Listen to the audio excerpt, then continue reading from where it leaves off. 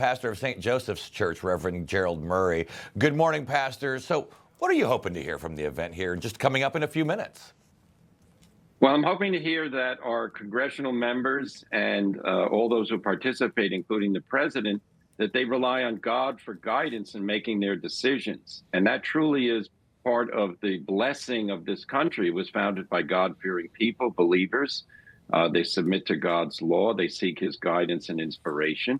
And I'm very encouraged because under the Trump administration now, things that are pleasing to God are now being put into effect. We had the president signing that executive decree saying that men can no longer participate in women's sports. Well, that's respecting God's creation.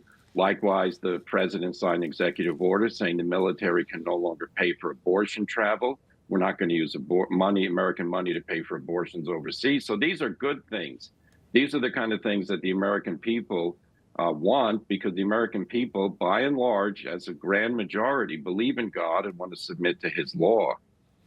Yeah, you know, it reminds me as we talk today, it was just, a couple of weeks ago that we were talking about the bishop from the National Cathedral there in Washington, D.C., who had lectured President Trump during a service that was supposed to be about unity and moving the country forward. And yet, here we are talking about it again. Take a listen to what she had to say back then.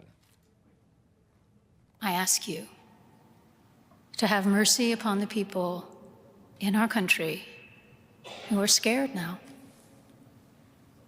There are gay, lesbian, and transgender children in Democratic, Republican, and independent families. The people who pick our crops and clean our office buildings, who labor in poultry farms and meatpacking plants. They may not be citizens or have the proper documentation, but the vast majority of immigrants are not criminals.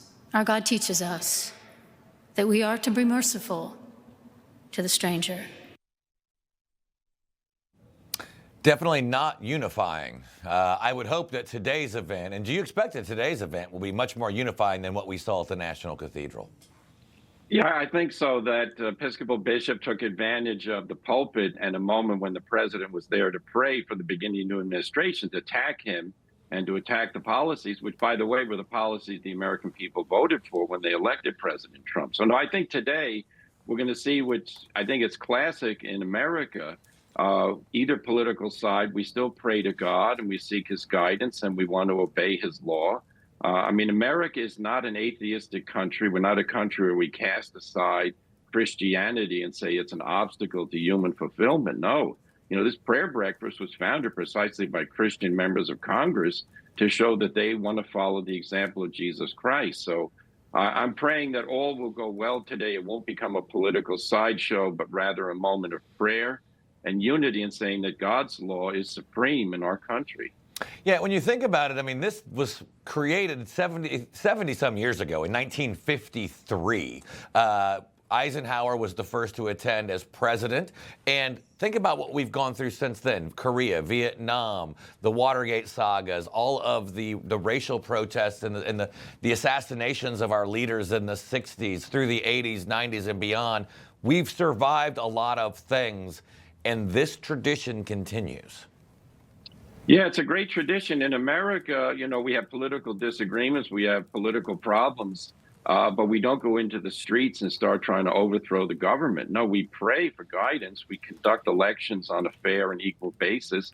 And now that the American people have spoken, the members of Congress now have to work with the president to try and implement what the American people want. So I think this is a good moment as this administration begins to say, as a nation under God, as a nation entrusting God's providence, we want to do what is right.